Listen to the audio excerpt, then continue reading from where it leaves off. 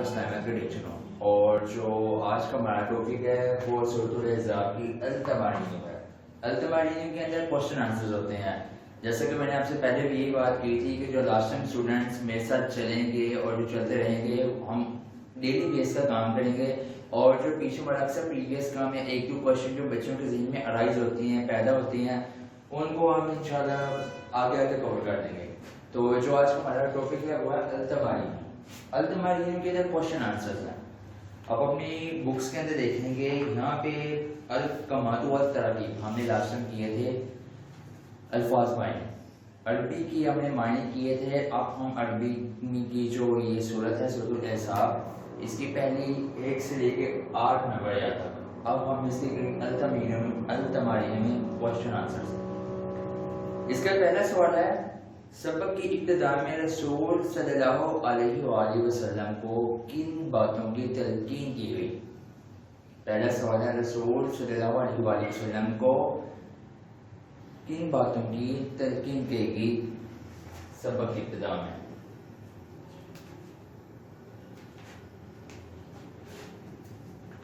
اس کے جواب میں پہلے کوشچن کا آنسر اللہ تعالیٰ نے سورۃ الاحزاب کی پہلی 2 آیات میں اس کا جواب دے دیا ہے، اور اس کا آنسر بھی پہلی 2 آیات میں ہے۔ پہلی بات کیا تھی؟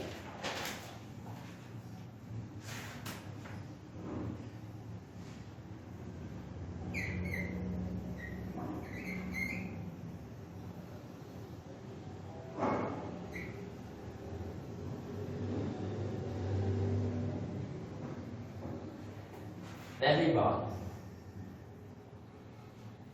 تقوی اختیار کرو۔ اللہ تعالیٰ نے پہلی بات رسول اللہ سے کیا کی تھی؟ اتق اللہ، تقوی اختیار کرو، اللہ سے ڈرتے رہنا، اللہ سے ڈرتے رہنا۔ دوسری بات کی تھی، اس کا آگے پہلا پوائنٹ ہے، دوسرا پوائنٹ۔ اس کے بعد اللہ تعالیٰ نے آپ سے کیا کہا تھا کہ کفار کا اور منافقین کی باتوں کو آپ نے نہیں ماننا۔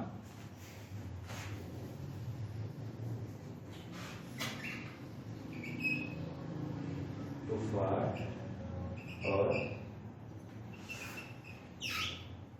منافقین کا کہا، یا ان کا کہنا ہرگز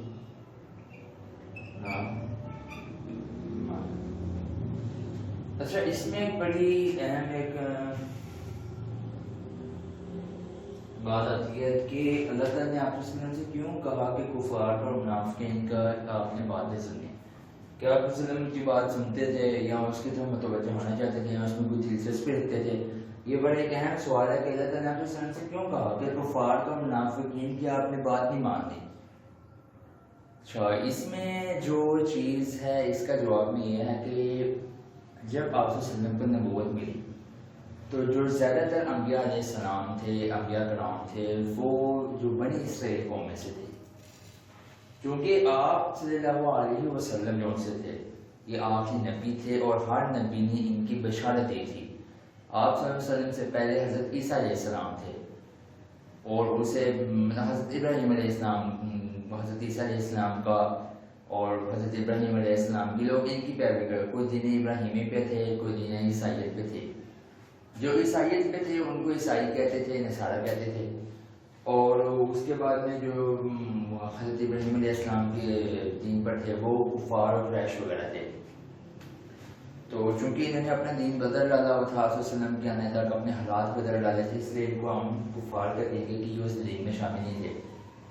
یہ آپ صلی اللہ علیہ وسلم کو طنز کیا کرتے تھے، نعوذ باللہ، آپ صلی اللہ علیہ وسلم کو تانے دیا کرتے تھے، آپ صلی اللہ علیہ وسلم سے مخاطب ہو کے آگاہ کرتے تھے کہ دیکھیں جی، ہر نبی بنی اسرائیل میں سے آیا، بنی اسرائیل میں سے ہے، آپ بنی ابراہیم میں سے کیوں آئے ہیں؟ آپ صلی اللہ علیہ وسلم کون سے تھے؟ وہ حضرت اسماعیل علیہ السلام کی آل میں سے تھے۔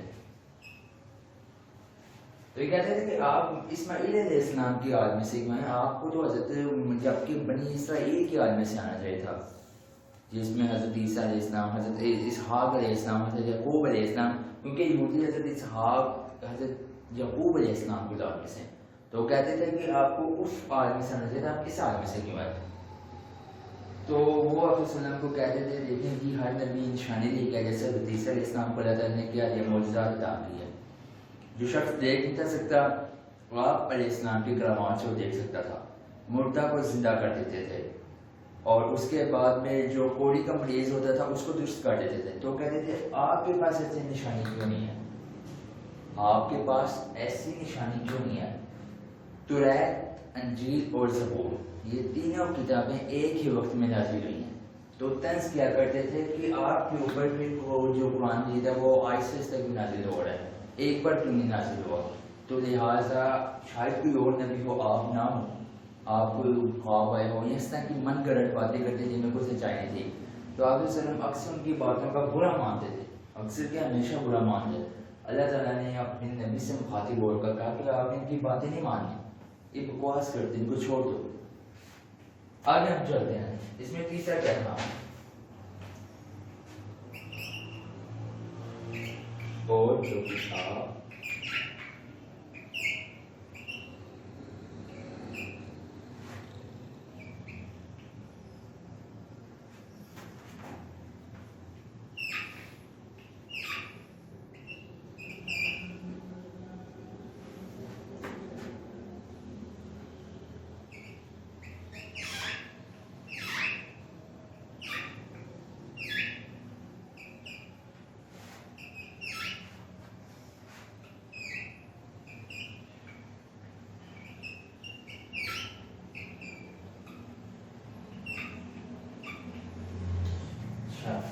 اس میں کیا تھا, اور جو کتاب قرآن مجید آپ کی طرف وحی کی جاتی ہے اسی کی پیروی لیے جانا.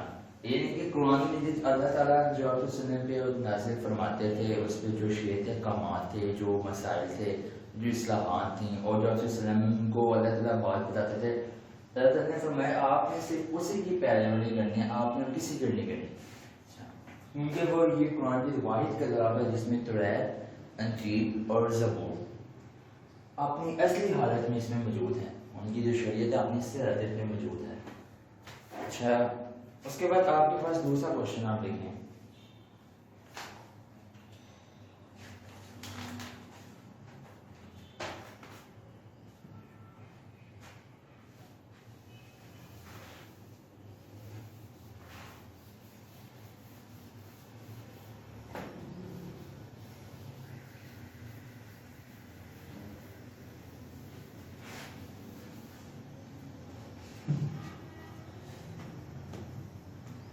اس کے اندر آپ کے پاس آ جائے کوشچن نمبر 2. کون سا کوشچن ہے؟ Question number 2.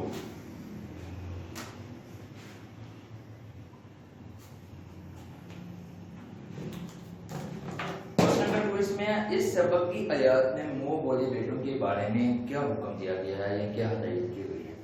یعنی منہ بولے بیٹے لے پالوں کو کہتے ہیں وہ بیٹے جو آپ کا حقیقی تو نہیں ہے, جن کو آپ سوتیلا کہتے ہو کہ آپ کے لیے آپ نے کسی سے لیا ہے یا آپ کو کہیں سے ملا ہے تو آپ نے اسے اپنا بیٹا بنا لیا ہے, تو لے پالوں کی طرح, سوتیلوں کی طرح. تو اس کا جو جواب ہے اس میں جو حکم دیا گیا ہے وہ ایک تو آپ یہ بھی پورا آیت لکھ سکتے ہیں. آپ سودر صاحب کی پہلا پیج کھولیں گے اور اس کے اندر یہ آیت ہے, آیت نمبر 5 پوری آتی ہے. اس کے اندر آیت نمبر 5 پوری آتی ہے. مومن ایک بار کو ان کے نام باپوں. اچھا, آیت نمبر 5 پوری آتی ہے. نہیں تو اگر آپ نے پوائنٹس میں لکھیں تو آپ اس طرح لکھیں گے اس سبق کی یاد میں منہ بولے بیٹوں کے بارے میں درج ذیل ہدایات دی گئی ہیں. اس سبق کی آیات میں منہ بولے بیٹوں کے بارے میں درج ذیل ہدایات دی گئی. پہلی ہدایت کیا تھی؟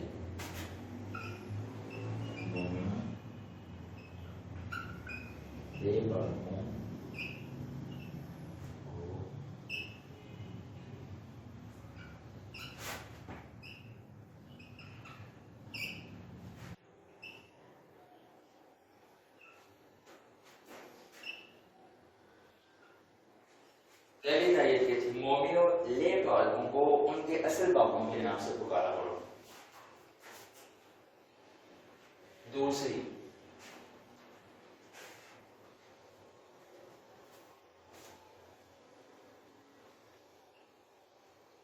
اور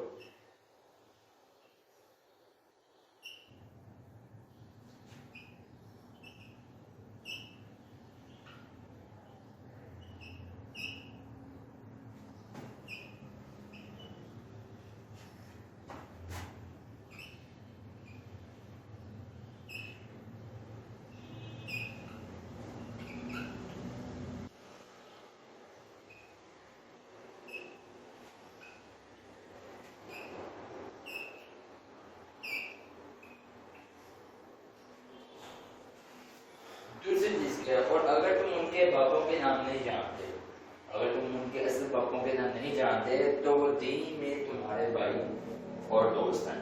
یعنی اس میں اللہ تعالیٰ نے آپ کو آسانی بھی پیدا کر دیا آپ کے لیے کہ ٹھیک ہے آپ اس کے والد کا نام جانتے ہو، آپ اسے اپنا نام دے سکتے.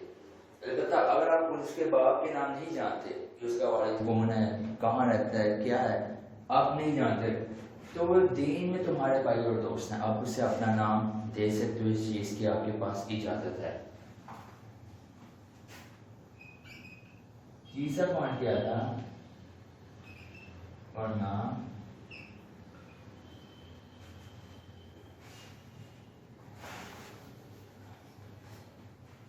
تیسرا پوائنٹ تھا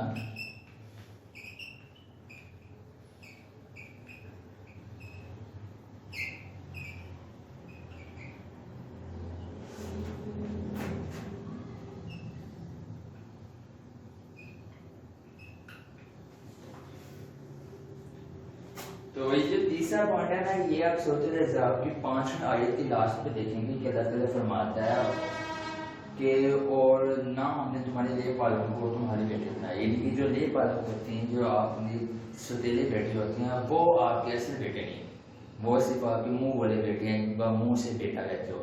یعنی حقیقت میں جو باپ کا رشتہ ان کے بیٹے کے ساتھ وہ آپ کا رشتہ نہیں، صرف آپ کا منہ کا رشتہ ہے کہ آپ کے منہ بولے وہ بیٹے ہیں، آپ ان کو بیٹا کہہ کے بتا سکتے ہیں.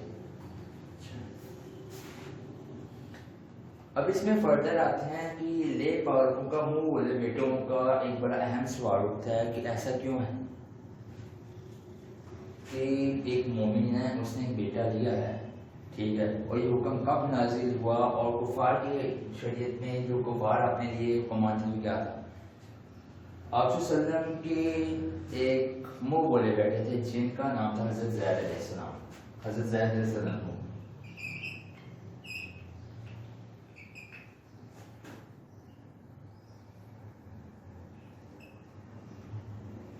زید علیہ السلام.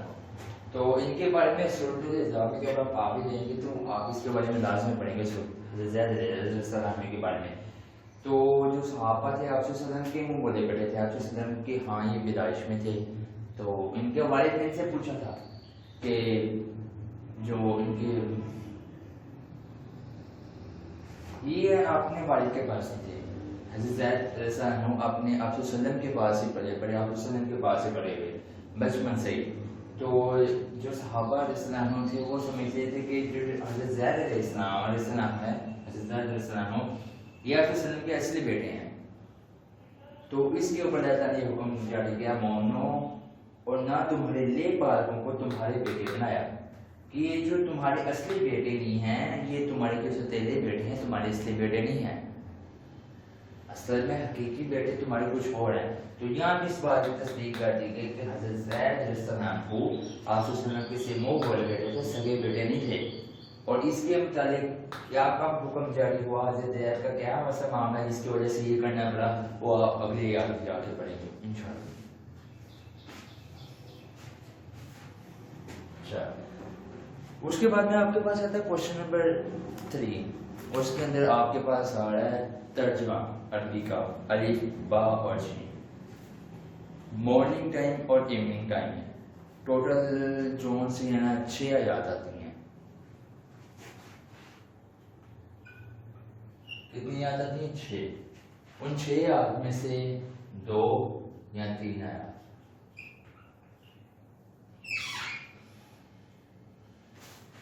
وہ لازمی اسی میں سے آتی ہے. یہ آپ اپنی بک کے پیج پہ 28 پہ دیکھ رہے ہیں، الف با اور جیم اینڈ لکھ کے التماریوں میں ایک 6 آیات آتی ہیں صبح اور شام کے ٹائم، جن میں سے 2 یا 3 آیات لازمی ان میں سے آ رہی ہوتی ہیں. یہ آپ ہر التمارینوں میں دیکھو گے اینڈ پہ یہ دی گئی ہوتی ہیں.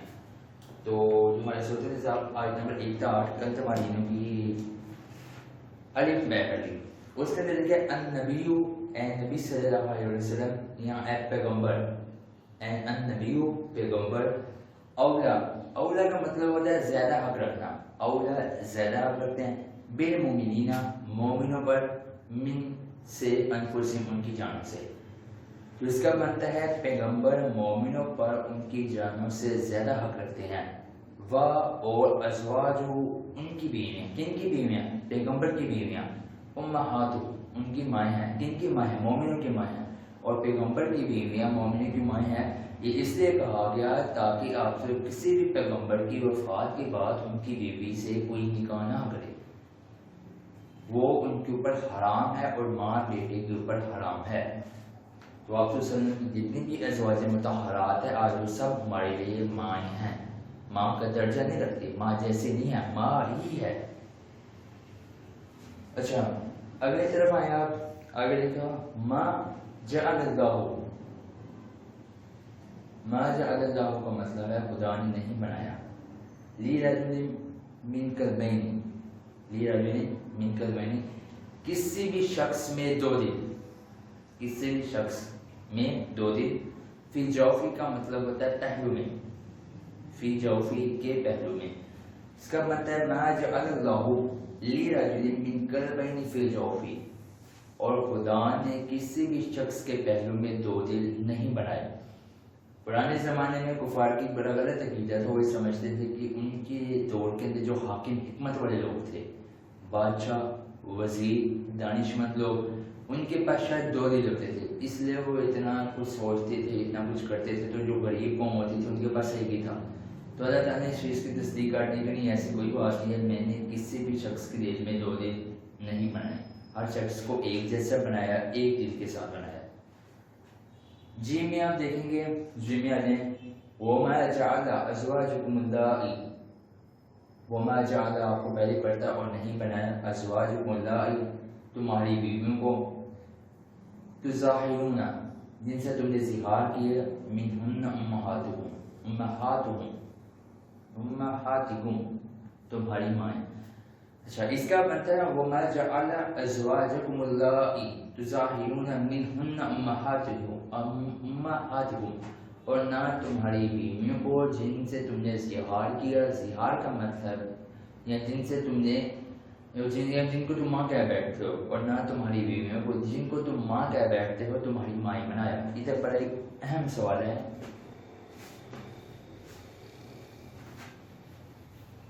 یہ اونلی فار آپ اس جنرل نالج کے بارے میں ہے، یہ آپ کا اضافی علم ہے اس چیز میں نا کہ ظہار کا کفارہ کیا ہے۔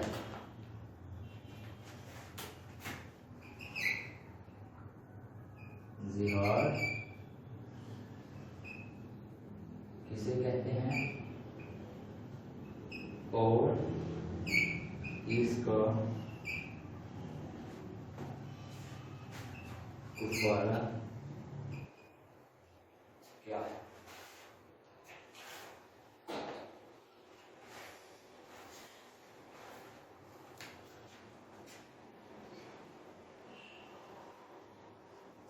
جواب ہے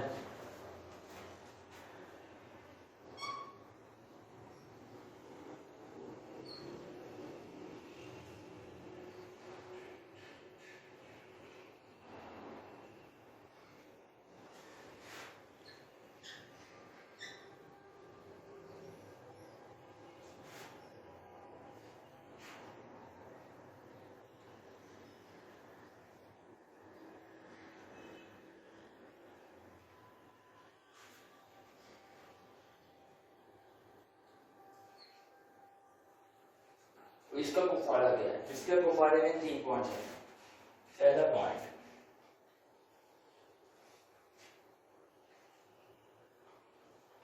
غلام آزاد کرنا۔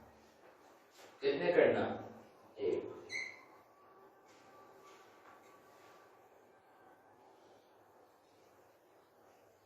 مسلسل 2 ماہ۔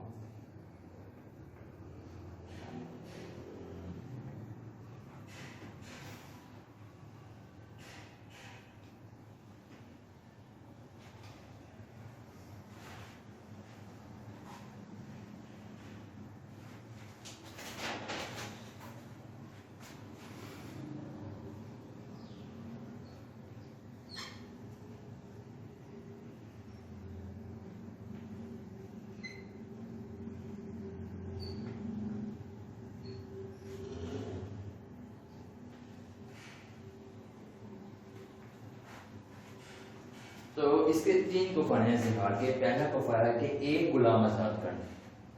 آج کی شریعت میں اگر کوئی شخص آج کے دور میں اگر کوئی شخص سے زہار کرتا ہے تو شریعت میں پہلا حکم اس کے لیے نہیں ہے, کیونکہ غلام آج کے زمانے میں نہیں ہے.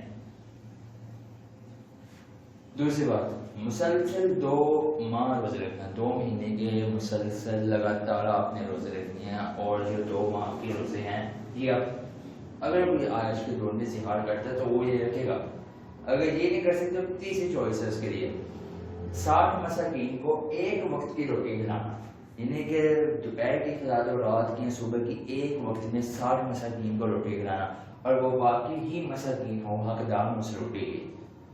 تو آپ اگر آج کے زمانے میں آج کے دور میں کوئی زہار کرتا ہے تو اس کے لیے 2 اور, پہلی شریعت اور دوسری شریعت, یہ دونوں کو اپنائے گا.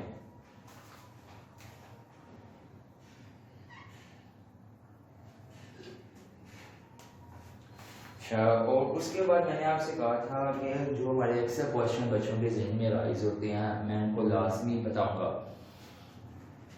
آپ نے پوری سورہ حساب پڑھ لی. ایک کوشچن ایسا ہے جو ہر کسی بچے کو پوچھنا چاہیے.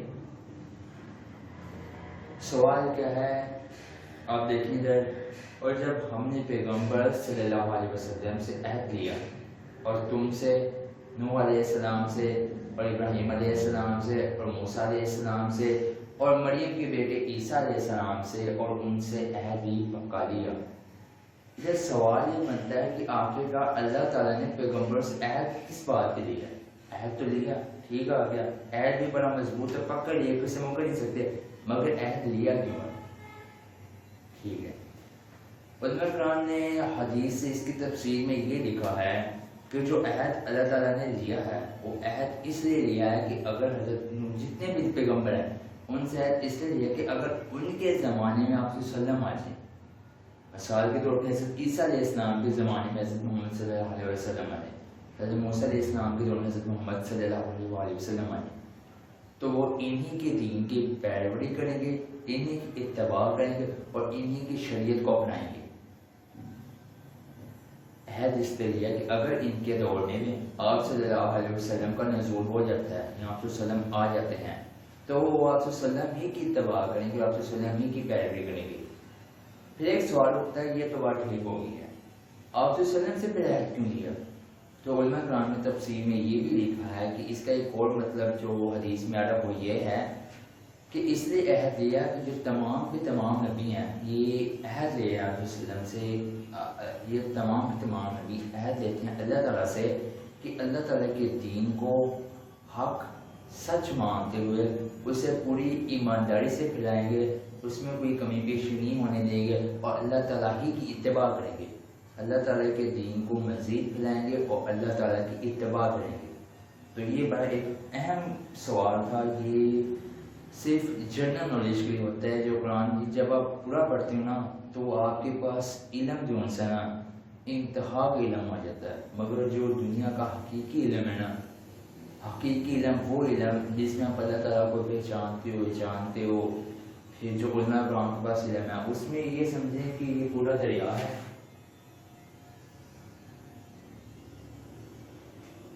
تو آپ نے پورا دریا علم سے بڑا ہوا ہے, تو آپ نے اس کے 3 قطرے علم کے لیے, باقی دریا ویسے کا ویسے بڑا ہوا ہے. تو ہر ایک آیت کے آگے بڑی لمبی تفسیر جا کرتی ہے, وہ تفسیر آپ کو بتاتی ہے کہ دریا کتنا بڑا ہے اور آپ نے اس میں سے پانی کتنا پیا ہے. تو جو آج ہماری ٹاپک تھا وہ اللہ کے فضل و کرم